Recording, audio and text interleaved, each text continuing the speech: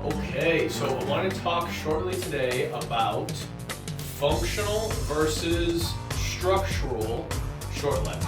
Okay, so zoom in for me if you will. Okay, take a look. So I had a patient today. I get patients often that complain of sacroiliac pain. Okay, stuff through this low back, or maybe not right in the middle or on the side.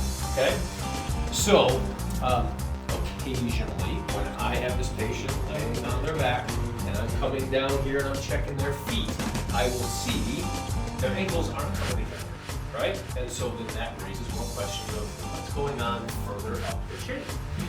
So you might come in and you might palpate or you might muscle test or however way you get there, right?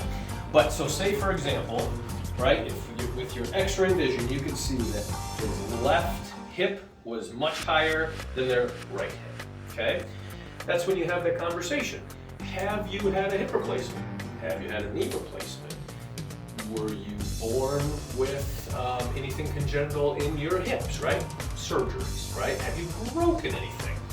If you can rule out the structural cause of a surgeon having to go in and reattach your leg to your body, then the chances of it being structural are pretty small, okay?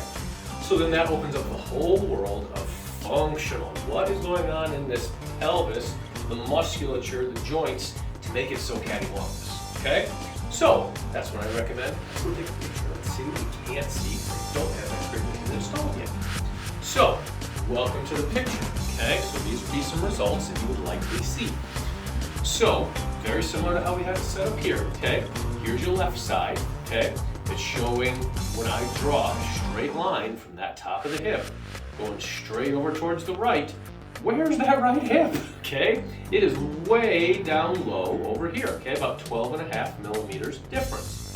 From a symptomatic point of view, usually a 5 millimeter difference will be symptomatic to the patient, okay?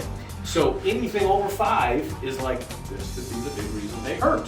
So in this person's case, where that's near triple that amount, wow, I think we found it, okay? So there's, of course, a few treatment options here, okay? My most favorite is the heel lift, okay? Easy piece of rubber that goes in the back of your shoe, okay? Thick end goes to the heel, and think of it just like trying to level anything, okay? If you need to shim something up to make it level, that's exactly what we're doing, okay?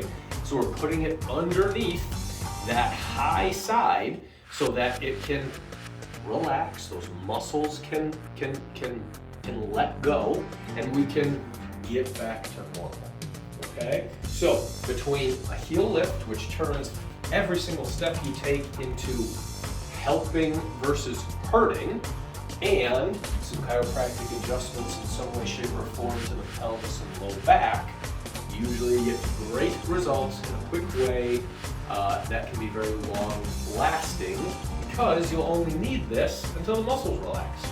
Then you throw it away or put it on a shelf, and done and done. So that's one way that we can help with pelvic asymmetry and some low back pain.